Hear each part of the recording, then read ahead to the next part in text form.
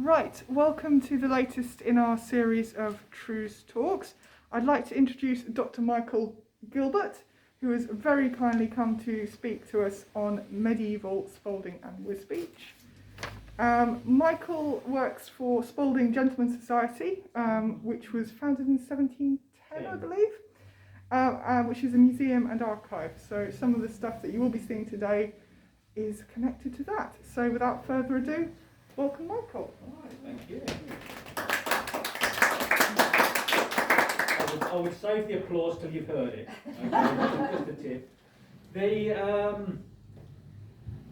Right, well, thank you very much for turning out on a beautiful King's Lynn day to listen to me talking about the medieval Fenland. Just a bit of background before we get into it as to my interest in the medieval Fenland. My PhD was actually looking at the Wisbech 100 in the period 1250 to 1550, so it's covering that sort of back end of the medieval period.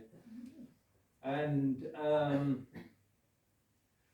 after that, so having completed that, I think back in about 2017, I then became involved with Spalding Gentlemen's Society, and I'm not sure if anybody, or some of you may be aware of it, but they're kind of like a museum and an archive and a historical society that's been in place. It was established in 1710 by Maurice Johnson.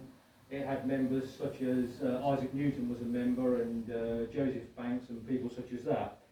So despite the name, which probably needs modernising at some time, and this was before I joined, but I will have to admit they did not allow women to become members until 2007. But that's been rectified now, and we have a woman who is the chair and doing a very excellent job of it as well. And so I then switched my interest from the sort of like Cambridge of Fenland, and then started looking at the Lincolnshire Fenland. And then I thought, oh, this is quite interesting. Let's do a little bit of a compare and contrast, because on face value, you would think the two sort of like towns, Wisbech 100, Spalding, and the Wapentake of Ellow, would have been very similar, you know, in terms of population, wealth, settlement patterns, and all the rest of it.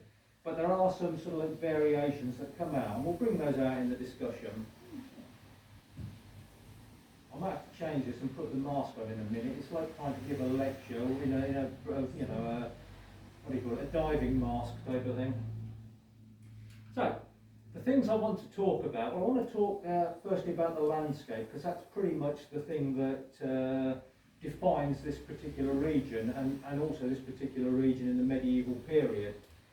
I want to talk about settlement, how it sort of like started, developed in the region, and then evolved over time, and also the impact of things such as the 14th century and the Black Death and famine and all those kind of things. And I apologise for that title, A Tale of Two Towns, but I couldn't think of any better way of describing it. Really, I just wanted to then talk a little bit about Wisbech and Cambridge towards the end of the medieval period, and just bring out some of the differences between the two types of settlement, because obviously they were the main settlements in this part of the Fenland. And then probably just leave you with a few sort of like, well, what are the key learning points from this?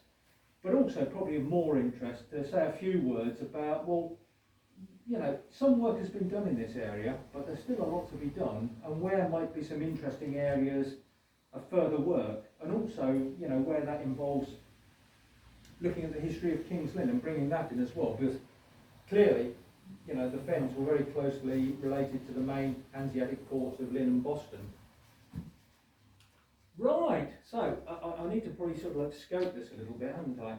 When I'm talking about the Fenlands, I mean the medieval period, the Fens was probably one of the largest regions, wetland regions in the country, but it was divided into two distinct zones. There was the Silt Fen, which was closest to the Wash, and then sitting behind that there was the Peat Fen. And they both evolved in slightly different ways. So the Silt Fen was largely created by sea flooding, depositing marine material, and building up an area of slightly raised land, very, very fertile land, around the Wash. across the 3 counties, and you see that in the kind of yellowy orangey colour there. Behind that was a more low-lying region, the peat fen, and that was largely created by the deposit of organic material from the rivers flowing through the region. So there were a lot of rivers, as we all know, flowed into the Wash estuary, and that deposited a lot of that material behind there. So we've got 2 distinct regions, and when I talk about the fens, really I'm talking about the siltlands in this particular context. So I'm not really talking too much about the peatland beyond, because a lot of research has actually been done into that kind of area. Right. You probably can't see that very well, but I'll explain it. A lot of the landscape and the settlement of the region has been largely dependent on, well, really, sea levels. And what you've got is the graph on the left-hand side here shows the changing sea levels over time. So you go right back to 1500 BC, I won't be going that far back, but you can, right the way through to 1500 AD. And this is taken from a book by a chap called Professor Stephen Rippon, and I don't know whether anybody's heard of him, but he's a prof down in Exeter, and he's done a vast amount of research over the years on wetland regions. And if you're interested on reading more into this, he's got a book called Transforming Wetlands or something of that nature. So if you want to treat yourself to that, it's actually a good read. So I'll start with the Roman time, so about here. So what you've got is, if you're into the green area below, that's low sea levels, and you know, the land's becoming a vale of its drains, you can live in it. If you're into the blue area, then it's high sea levels and you've got flooding and so forth. So what we've got from about sort of 300–400 BC,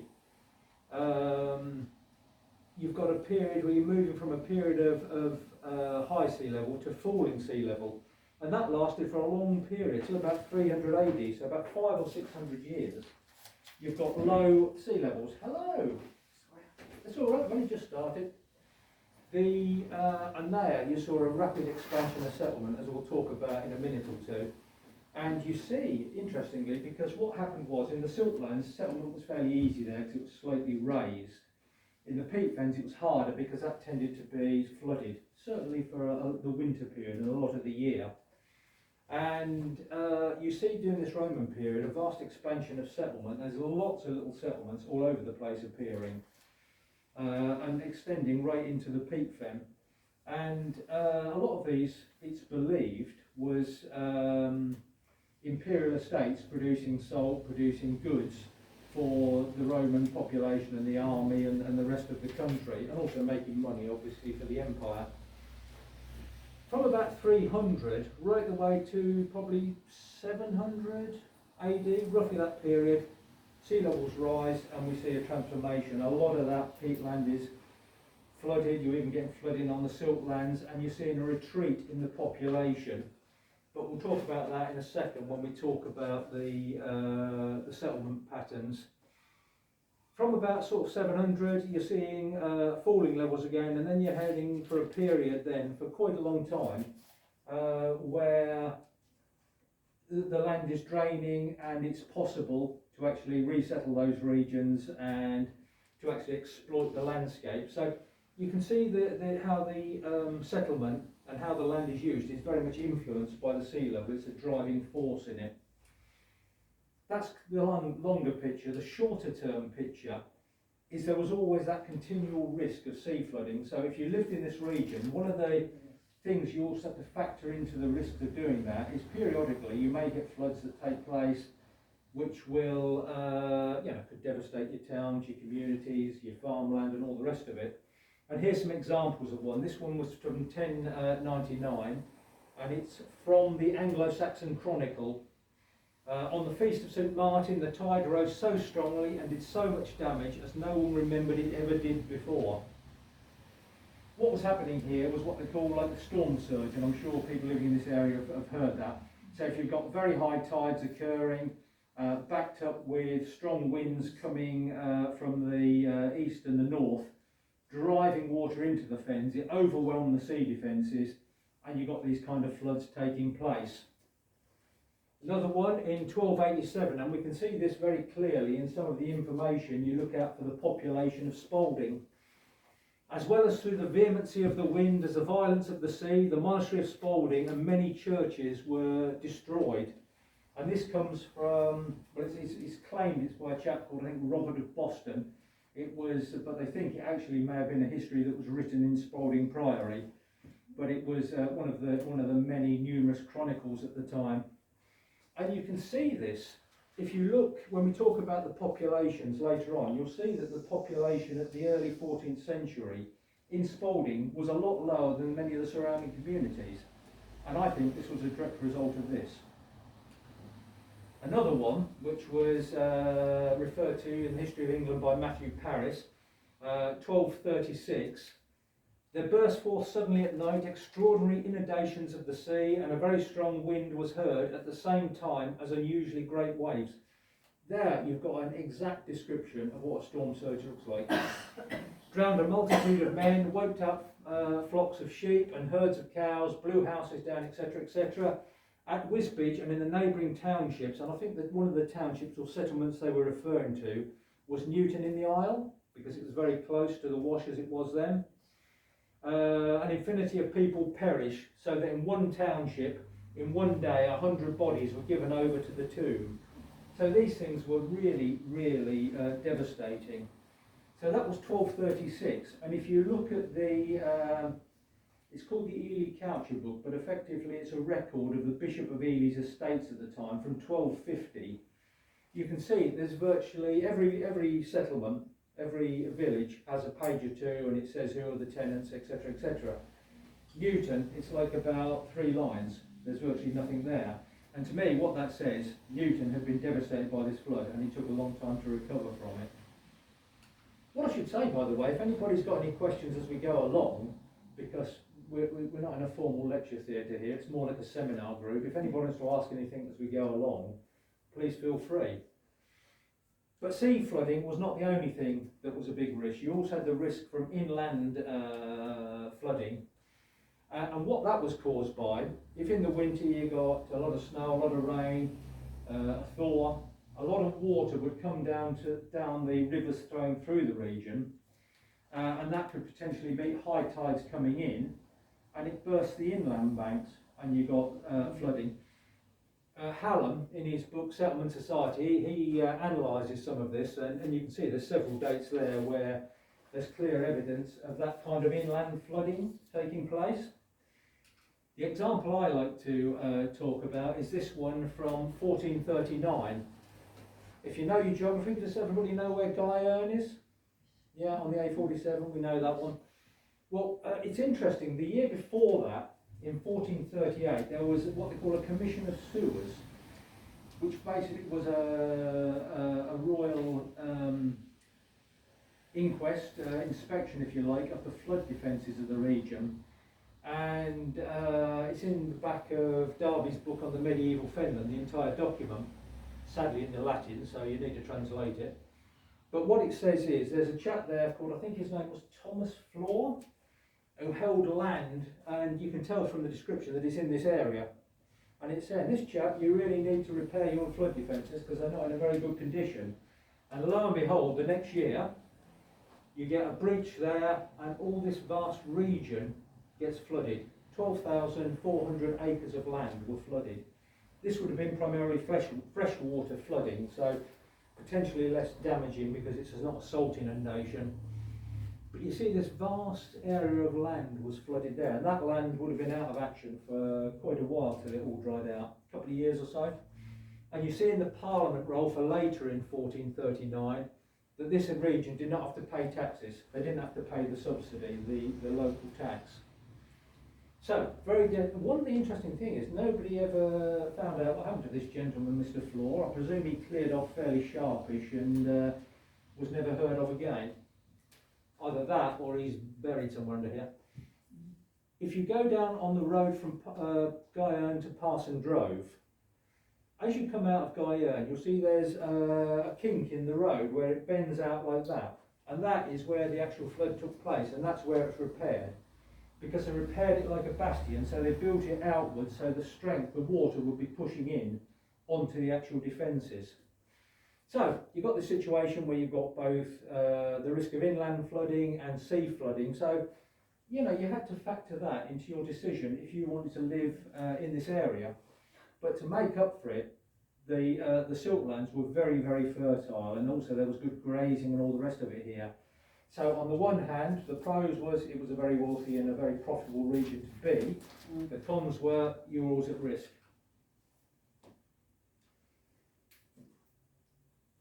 And obviously one of the big battles right throughout the medieval period, and certainly from the time when the sea levels dropped around 700 AD onwards, there was a big battle between the people of the region to try and protect themselves from the flooding and to make the best use of that land. So there was concerted efforts by the inhabitants to build the defences, which was challenging because obviously they didn't have mechanical tools or excavators or anything like that. What they had available to them was the most basic tools. You had very heavy iron-tipped wooden spades, you had carts, wheelbarrows and those kind of things. So when you drive around the fen and you actually look at the landscape and you look at the extent of the defences, this was a major engineering work, albeit it was carried out over various, they were kind of like bursts of activity, but overall it would have been carried out and the drainage extended over probably 200-300 years or more, probably longer. And just to give you an example of how the land was drained, if you see here, this kind of yellowy area, that would have been the original raised area of the siltland. We're still talking primarily siltland right the way down till you get down here, then you're starting to move around Crowland into the peat fen. So you've got this band here, and you have at the top the original sea bank, Saxon sea bank, and at the bottom you had another Saxon bank, an inland bank to prevent internal flooding, defend against that, with like Moulton Castle and Wycombe Chapel marking the boundaries of it. This would only have been about 3 or 4 miles wide, so it was quite a narrow strip of land, very productive but quite narrow. So what you see then is progressively people are recovering the land, the silt land to the south, the inland, and they do that by building a series of ditches and banks to drain that area. Did anybody come and listen to Professor Michael Chisholm's talk? I think he gave a talk here, or it could have been an online one recently. Michael has done a vast amount of work on this, amazing man, and he's looked at a lot of how this actually worked and how this worked in practice. So what you've got, you see that green band, you now see during the about 100-year period, in the 12th century, people are now building these banks and they're recovering this land. And then in the 13th century, you get another batch of it being recovered, right the way down here to the borders with the peatlands down there, which were more low-lying and obviously more at risk of flooding. So you see a very, very rapid expansion of accessible and drained land. For completeness, you were also getting land that was being recovered from the sea. Banks were being built out into the marshland to recover that land from there. But there was a lot less of that than there was in the stuff inland to the south. The reason being quite simple, it was a lot easier to recover this land than it was to build sea banks where you're at risk of sea flooding and high tides and all those kind of things. We'll come back to this when we talk about settlement in a second. Right, the kind of chronology for the defences and the flood defences, you get from about 800 to 900 AD as the sea levels are falling and people are reoccupying the land. You're starting to see local defences being built around individual fields, small settlements, to protect those local areas as best they could. But the problem was they weren't joined up and connected. So, you know, they were still, it was a chain is only as strong as its weakest link, isn't it? So they were still vulnerable. 900 to about 1100, all these defences are linked together. And it's probably sometime around about 1000 AD that you got the Saxon sea bank being built. So that's when that was constructed. And just think about that for a second. We're talking a sea bank that ran from all the way to Boston, basically, all the way around to King's Lynn. I mean, what's that, 20, 30 miles? I've not actually measured it, But that's a vast bank to build. And similarly, what you've got at the same time being built is the first of the inland banks to protect against the inland flooding as well. So there was a lot of very, very major civil engineering works taking place there. 1100 to about 1300, you've got the expansion of the further land is drained, the silt lands we talked about in the Wapentake of Ello and so forth, all comes to pretty much a stop in the 14th century. And the reason for that is what I like to call the crisis of the 14th century. And it's obviously one of the main things that people remember is 1348, 49 is the Black Death and the Plague. But even before that, if you're talking about 1315 to 17 or 18, there was a great famine, the murrain of animals, a lot of the livestock was killed. And it's estimated, even in that famine, about 10% of the country's population died at that time. And bear in mind, at that time, the population of the country was around about, there's very much debate about that, and assessing medieval population is quite difficult. But probably around about 5.5 million. It depends which historian you want to read. You'll get a different view on that, ranging from about 4 million up to about 6.5 million. But I'm inclined somewhere in the middle, which is about 5.5 million. So what you've got there is that takes place, and then you've got the plague, and then you've got a whole series of plagues taking place after that, which prevents the population ever recovering. So across that 1 century, up to about 1400, you've lost about 50% of the country's population.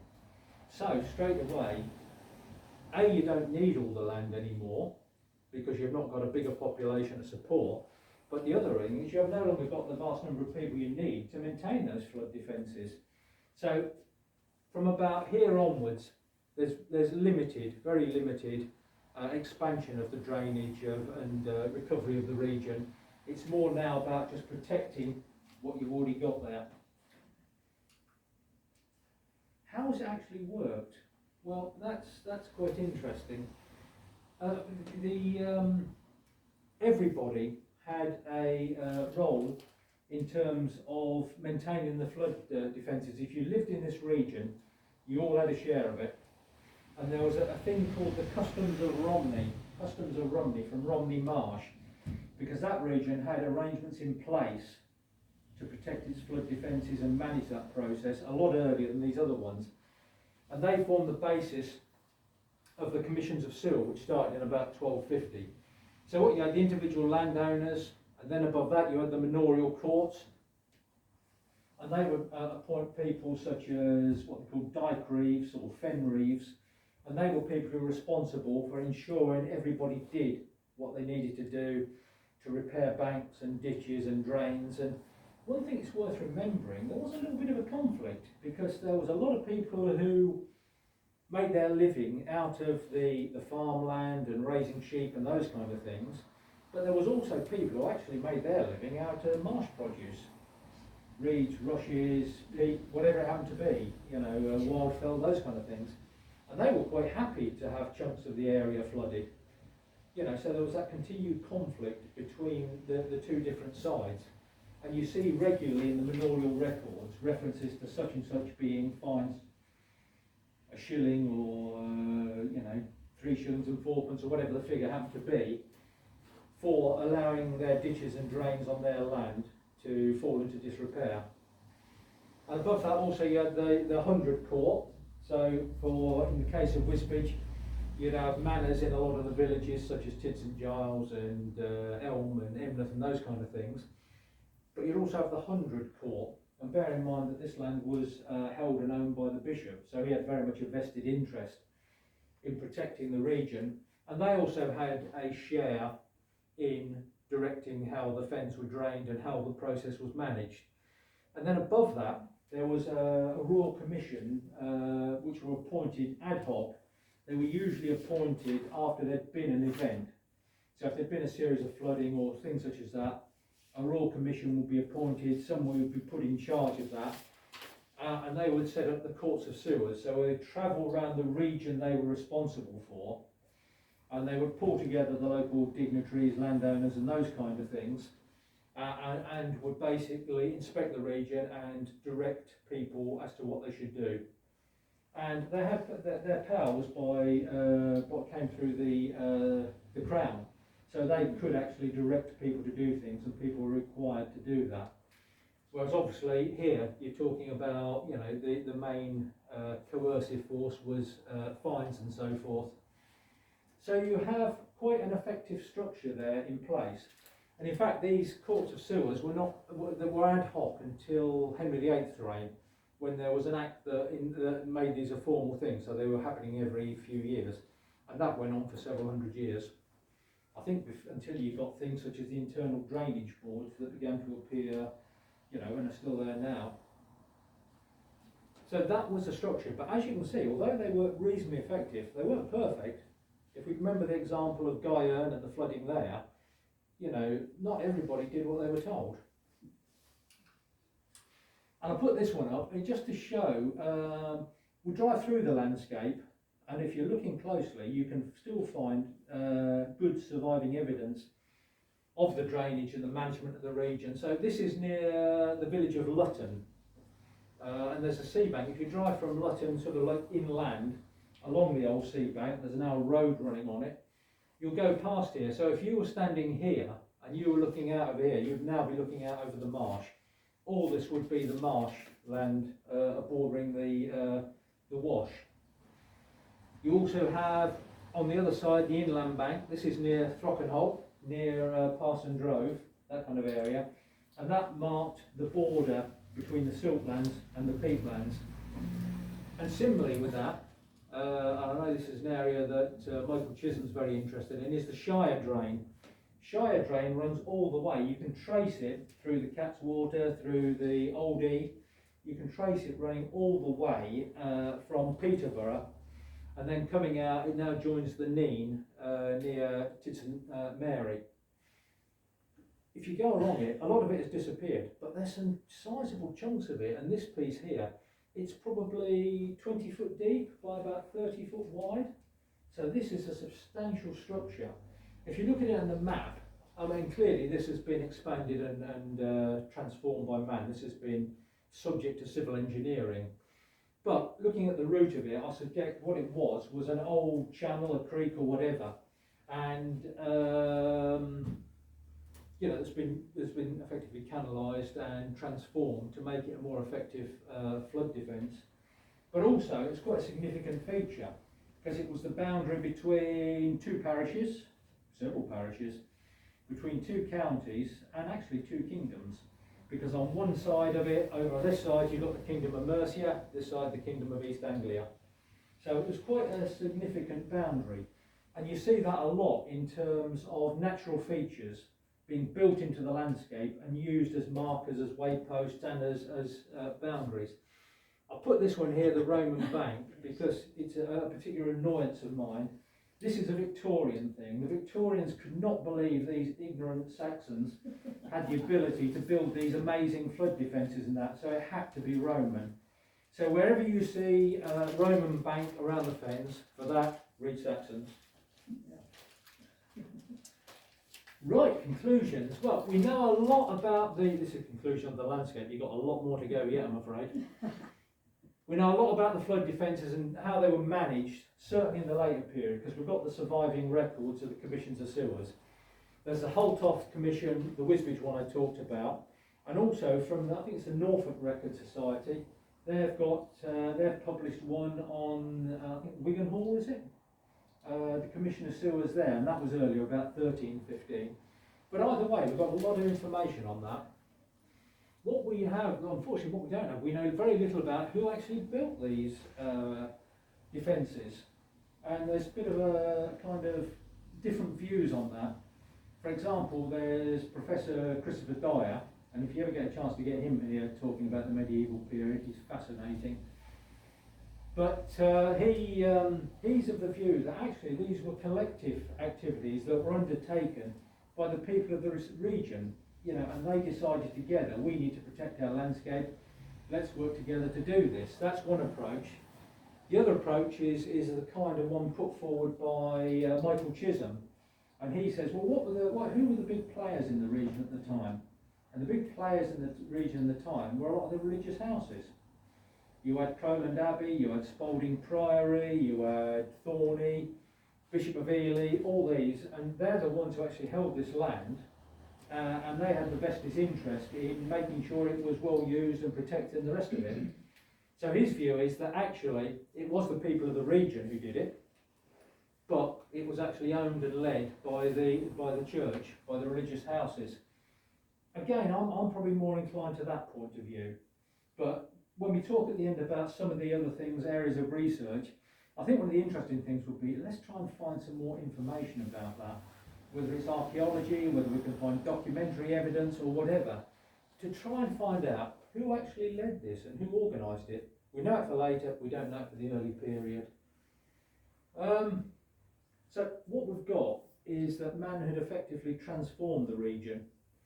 And if you remember that graph, at the end, the graph I put up earlier about the sea levels, from about 1300 on, we start seeing the sea level rising again. But this time we don't see the region being abandoned or depopulated or whatever, apart from plague. But the reason for that is now the land has been so transformed and the defences are so good that it can deal with that increased sea level. And the other thing that annoys me, I get annoyed about a lot of things, very trivial things. Everybody talks about the great drainage of the Fen and Vermuyden and the 17th century and all that. Well, actually, I'm sorry, I think this was the first great drainage of the Fen that took place during this period. Vermuyden and crew came along later. This was the drainage of the siltlands. Vermuyden and Bedford and all the rest of it, that was more about the drainage of the peat fen. How are we doing for time, by the way? 25 to, that's all. 25 to 12? Yeah. Oh, right, better get a move on. I've only done one bit. Yeah. Right, settlement. Romano-British, as we said, you know, the settlement expanded right out into the fens, well into the peat fen. And there's some excellent archaeology being done on sites. There's a site near Wisbech St Mary, vast amount of Roman evidence there. And also there's even evidence of settlements, you know, finds have been found right out into the peat fen. The area we saw that had been flooded earlier, lots of Roman finds there. That sort of began to disappear. And you got historians will argue about everything. There's some historians who are of the view that the region was entirely abandoned, you know, and there was hardly anybody left in the region. I don't think that's right, because you do find evidence in places of early Saxon pottery and things like that, which would imply there were people living there. And then you've got other people, including like Susan Oosthausen from Cambridge. And Susan, I very much respect her analysis and research on this, but she has a view that actually we overplay the flooding, and there wasn't a vast drop in population. Again, I think I'm somewhere between the two, because I think clearly a lot of the land was lost, so there was, you know, the population would have gone down, people moving out the area, but you still had a reasonable population here, because there were areas of raised land, there were the islands, there were roddens, which were the raised banks deposited by natural waterways, those kind of things. And it would have still been a valuable region and a profitable and economic region to live in, you know, because of the marsh produce, the wildfowl, fishing and those kind of things. So I think, although the population went down, it probably didn't go down as far as people may have anticipated it did. But as the sea level fell again, you start seeing, and you're seeing about 1,000, the sea bank was built and the inland bank. You start seeing by the time of the Domesday Book, in the red dots here, all the main settlements beginning to appear. And this is for Wapentake-Vellow, so this is for Lincolnshire. But you're seeing a similar pattern in the Wisbech Hundred and also in Marshland in Norfolk. So we've got Spalding is established, Surfleet, Pinchbeck, right the way through to Long Sutton or Sutton St Mary as it was at the time. So those settlements were all well established and quite sizable for the time by the Domesday Book. In terms of how they expanded and developed, they basically expanded largely along the droveways. And the droveways were broad tracks that ran right the way from the settlement, right the way out to the peatlands on this side, and also they ran to the coast on that side. And that was for moving animals, primarily sheep, to the areas of really good grazing. That's what they were for. So, and summer grazing, so in winter, you know, the animals will be taken back, slaughtered or whatever. And some of these settlements you see down here, the Sutton St Edmunds, the Gedney, Holbeach Drove and all those things, they would have been temporary summer settlements and they would have disappeared. But with time, people said, well, this is silly, you know, we're draining this land and we're having to go all the way back and forward, particularly for the churches. So why don't we build our own settlements here? And you start seeing these pattern of settlements developing up to about 1300. And you get this parent-child kind of thing going on. So if you look at Sutton St Mary or Long Sutton, the first one after that appeared was Sutton St James, and then you got Sutton St Edmunds. So over time, these became moved from temporary settlements to permanent settlements. And again, that pattern is what you see in the Wisbech Hundred and also in Norfolk as well. In fact, I think from Terrington to St Clements, there's really marked, very impressive. You can see the route of the old drove from there. And the droves there used to run right into Marsh and Smeeth. They always used to point inwards to that area of marshland, which was really good summer grazing. These were really wealthy regions. The wealth was generated primarily by the agriculture and by the good grazing land that was there. But I think the other thing that was important to them, there was a number of things. One was the really good communications. These settlements were very close to King's Lynn and Boston, you know, good ports for exporting your goods through the Hanseatic connections. But also this was a fairly stable region politically. I mean, we had problems in the Civil War in the 17th century, but prior to that, this was a very peaceful region. And though you got members of the royalty passing through periodically, and there's records of visits by various kings to Wisbech and Spalding and Lynn and the rest of it, there were no wars, there were no battles fought in this region, so it was a fairly stable kind of area, and it was fairly stable in terms of the control. So the greatest risk you face was actually the natural risks from flooding. If we talk about the population, this graph on the left-hand side is just my interpretation of the country's, England's population from the Norman times right the way through to about 1550. So you see that massive period of growth up to about 1300, and then you see the famine, the plague, so it's virtually halved by about 1400. And then for the rest of the period, it stays pretty stagnant. And we don't see any demographic growth until probably later in the Tudor period, from about 1520 onwards. You start seeing a rise in population, and even then it's fairly steady in comparison to this period. But obviously one of the big impacts again was the 14th century and the series of plague outbreaks. So this one looks at Wisbech over here, and you see nationally, across that period of time, there was a 43% reduction in the country's population. Again, you know, plus or minus, whatever, this is not statistically very accurate. You get 28% reduction in Cambridgeshire, but only 12% in Wisbech, which is interesting. And my interpretation of that is, and it's subject to, you know, you can argue this one, is that these regions were equally hit by the plague. Some people said, oh, well, that means you didn't get as much plague in Wisbech, it was a fairly healthy and clean place. I think that's somewhat unlikely. I think these regions were hit as severely as everywhere else. It's just the attractiveness of the land, and bear in mind you've lost a lot of people, so there's land becoming available. You're seeing people move into the area from outside to take advantage of that. So I think this actually reflects, yes, big loss in population, but it's masked by the fact you've got people moving into the area. This one is compares the population of the different settlements in Illow, in Lincolnshire, in Holland, South Holland as it is now, and it's looking 1332 to 1524/5. Population assessment in the medieval period is an absolute real challenge, because You don't have things like censuses or whatever, so you've got to work from other documents. And a good way of doing it is looking at the lay subsidy records where they're complete, because that lists the people who paid tax. It also lists how much money they paid, which is useful, as we'll see in a second.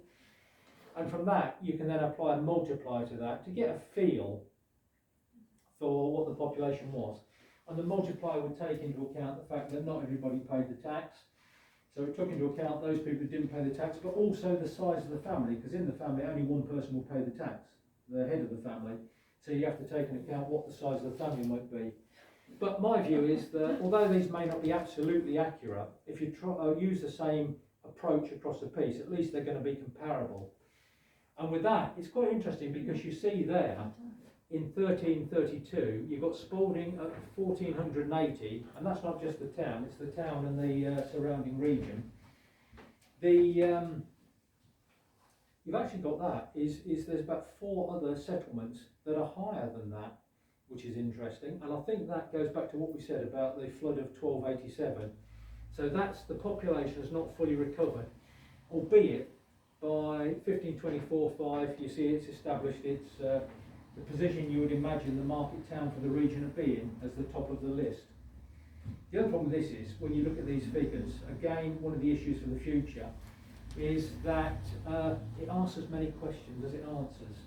So I think there's a lot more research to be done in terms of looking at the population and why and how it changed. As I said before, the lay subsidies also give you the opportunity to look at the wealth, because you can do a per capita assessment of the wealth based upon those records.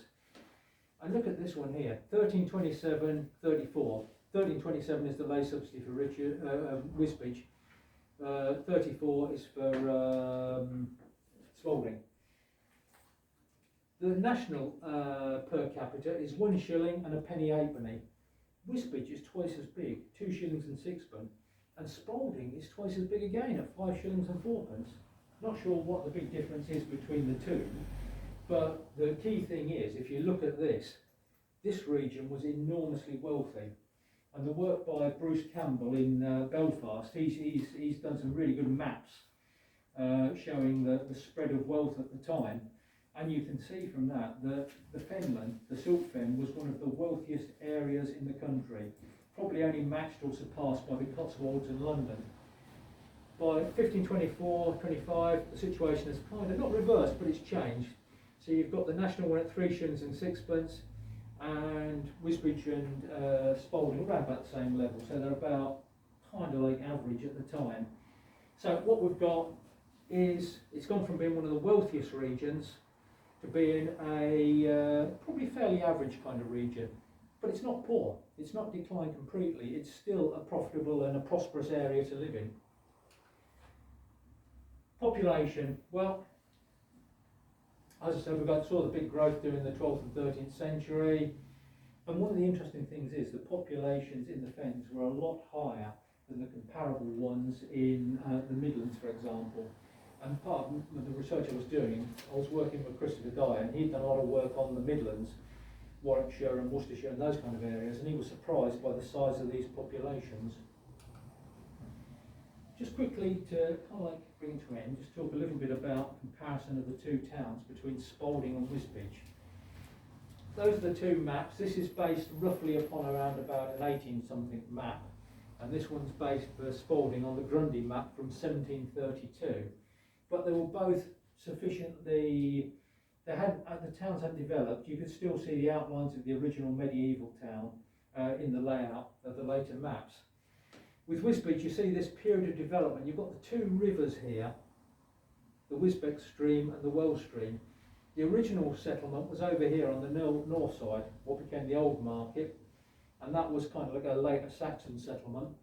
But then, when the castle was built and the church was built in response to the Ely Rebellion, you saw the settlement now moving into this area between the two. So once the castle was over here, it then made sense to move the economic centre of the town there.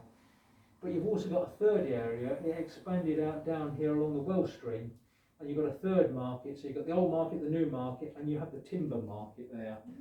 And the name implies, quite correctly, that what was happening is this river ran down, linked with the Ouse, linked back into the old course of the Nene, and you were seeing stone and timber and other things being brought down in here to support the building in the area. With Spalding, you see similarities there. Most of the settlement was kind of like in this area in the Saxon times, but then with the building of the castle over there by Ivor Talbois in the late Norman period, you then see the settlement developing in this gap between the two rivers. It must have been quite a difficult thing there. I'd imagine there would have been drainage problems and flood problems and all things such as that. These weren't particularly good areas to build the town, but that's where they developed. Spalding was very much dominated by the priory. So you got to the other side of the market, there was the priory, and the priory lands ran right the way out to the marshes. Beyond that was marshland, so it effectively blocked off the development of the town. And you see in the development taking place down here to the south, which is where the new parish church is being built as the population increases and the priory church can no longer manage it. Similarities, well, they both date back to the Anglo-Saxon period, arguably in Spalding it may even be earlier. They were both ports located on a network of waterways, and they both had castles that were built in the 11th century, so there's some obvious similarities there. They were also both wealthy and had large populations for the time, so you can see the populations there. I think, just to pick up on this business of the ports, I mean, if you talk to people in the area, they say, oh, all their villages and Spalding had ports and we were exporting goods to Europe. Well, I don't think that was happening. Two reasons. One, I think what was actually happening, the goods were being transshipped, they were being sent to Boston and to King's Lynn, and then they were being traded on from there. And that's seen, if you look at the record of immigrants in the region, all the immigrants in 1440 and that kind of period, I think there's about 350 in Boston and about 250 in King's Lynn, but in Spalding and Wisbech there's about 20 for the entire 100, for the entire wapentake. So that says to me all the actual traders and merchants trading to Europe were concentrated in the two main towns. But I think they're sitting on the main waterways. I think one of the things that's underestimated, and Ravencroft talks about this in his book about Cambridge, is that a lot of trade was taking place inland. A lot of goods were being moved not only out to the ports for export, but actually going traded to inland markets. Again, some more similarities. They were both under the control of the church. They were both dominated by rich and powerful elites. For example, so although the church was in charge, obviously they needed local people there to actually run the administration for them. We have people such as John Mass in Wisbech, who was an alderman of the Trinity Guild, and the Trinity Guild effectively ran the town. He was alderman for about 20 years, up until about 1460. You have Richard Orwin, whose son, I believe, went on to become Lord Mayor of London.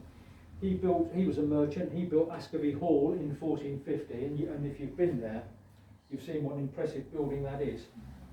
And built in that new wonder product of the medieval period, brick. So it was quite an expensive kind of building at the time. And you're seeing, as the church certainly retreated in Wisbech, they were becoming increasingly responsible for local administration. That's just an example of a couple of the guys from Wisbech. There's John Mass, and this is from his will of 1466. Wills are another excellent source of information. If you can put the effort into translating them and looking at what they're talking about. So there's a lot of information about John Mass. We know he owns 5 houses, and he has workshops in the town, shops and workshops, and he has extensive holdings in land in and around Wisbech. In fact, so much that they don't even specify the acreage in the will. We know he's a trader as well because he's got 2 ships, 2 boats, a keel and I can't remember what the other one was. So clearly he's got access to being able to move things around. And you see a similar thing with Richard Reed as well. Sorry if I'm hurrying on, but I'm conscious of the time and I don't want to overrun. Differences. Well, they were both controlled by the church, but the difference was the Bishop of Ely was pretty much an absentee landlord. Bishops of Ely were quite important people, and they, they had a lot of national duties and other things that they were involved with. So they tended to leave the administration to their local officials, and increasingly to things such as the Trinity Guild, the leading sort of like fraternity in the town at the time. Prior Spalding was more hands-on.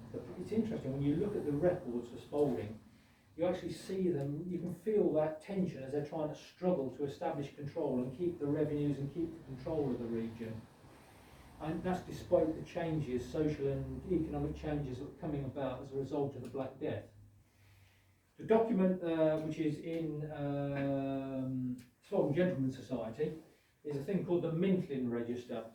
And what it is, it's actually a record of transactions, accounts if you like, at Spalding Priory from about 1300 right the way till about the end of the 15th century. And you can see this effort to try and establish and maintain control throughout there. None of the commoners of Castine have the right of catching fish or birds, digging peat or cutting wood or hay, in either of the said marshes on penalty of being fined and punishment. These were resources that were owned by the priory, and they didn't want anybody else getting access to them. They only wanted their own people. The next one, the jurors present and say on their oath that William Hobson of Waplode and Thomas Hobson his son, etc., are bondsmen of the Lord Prior by blood and reside beyond the domain without the Lord's licence, and therefore there's a penalty of 13 shillings and fourpence. That's from 1460. So by this time, in most of the rest of the country, the feudal system had effectively gone, it effectively declined. But here you've got the prior trying to maintain that control. And the interesting thing, if you look at the records, for a period of about 3 years, this same thing appears every 3 years. The only thing that changes is the size of the fine goes up. Whether the fine was ever paid, I very much doubt, to be honest. I think William Hobson and family and friends had decided they could make a better living elsewhere and get some better wages, and had just left. They'd gone. John Kendall, freeman, because he espoused Emma Cutt, who was a bondswoman to the prior, without licence, so he hadn't asked the Lord's permission and paid the merchant the fine. Give the Lord for fine 12 fish. So the prior was very flexible in his fining system. He didn't just want money. If it was a feast time, you could have some fish, would be quite useful. That's from 1397, and then you got this one. Matilda, daughter of Gilbert Jacks, paid fine for adultery 6 pence. Probably a good story there, but sadly that's the only information we've got on that one. So that's kind of like talked very briefly. I mean, I could talk for about 3 days, but you probably will die of exhaustion, heat and boredom if I did about this. There's a vast amount of information there. Lessons. Wealthy region, but very valuable for what was available there. The risks were understood. People were actually, we talk a lot about risk assessment in business and all this kind of thing these days. These people were actually doing it for real, and it meant something in terms of risk assessment. So if we farm this land, but we get flooding, we could be killed. So they were carrying out these risk assessments. They built a sophisticated system of defences and put in place a structure around that to make sure they were maintained. And a lot of that evidence still survives in the landscape. I'm a great believer. I know there was a Fenland survey by Hall and Coles back in 1996, 7, around about then. And there's nothing better to gather an understanding of the landscape and how it's changed is by getting out there in your car or on foot and actually having a look at it. Particularly with the oldest maps you can get hold of, which some of that information might survive. Although it declined, it was still one of the wealthiest regions by the 1500s. Before I finish, just one last thing, and if you've got any questions, very happy to answer them. One thing, there's whole vast areas of work that can still be done. One area I'm very interested in is the relationship between the villages and the towns of Wisbech and Spalding, and that relationship with Boston and King's Lynn. How did that actually work in place? We talk about these wealthy merchants, but a lot of the wool trade had turned into the cloth trade by about in the early 1400s. So how are these people still wealthy? How was that actually working? And understanding that, I think, would be an interesting area. There's a lot of archaeological work that needs to be done. I mean, for example, Spalding Priory. We know very, very little about that. We've got some good documentary evidence, but what we don't have is a good understanding of what the site looked like, what the buildings looked like, or whatever. So I think as the town is redeveloped, it will be a great shame if the opportunity wasn't taken to understand that. And again, this whole business about population, I think, and that transformation after the 14th century, I think there's a lot of work to be done in understanding that. Anyway, I've probably overrun my time. Apologies for that. Please, any questions? Yes? Is there any way of telling if the Norman conquest had any noticeable effect on stopping the processes that were in place? No, I don't think so, because I think if you look at it, I think what was happening for the actual bulk of the population, they probably weren't vastly impacted that, they just had a new lord above them. But I think also, people like Ivor Talbois, who was given lots of lands around Spalding and that kind of area, they had a vested interest. They wanted to keep these things going, so they wanted the defences to be maintained and so forth. So I actually think it probably made very little difference, and they probably had the same, impulses or drivers as everybody else did. Feel free to challenge me, because that's just my view. Any other questions? Yes, sir. Sorry, Michael, I'm Paul Richards. I guess you. Yeah, I'm sorry I missed your talk, but it's going to be repeated at once. Yes, I I have to can't get it within time. Yeah. I was interested in what you said about timber on the rivers. Yeah.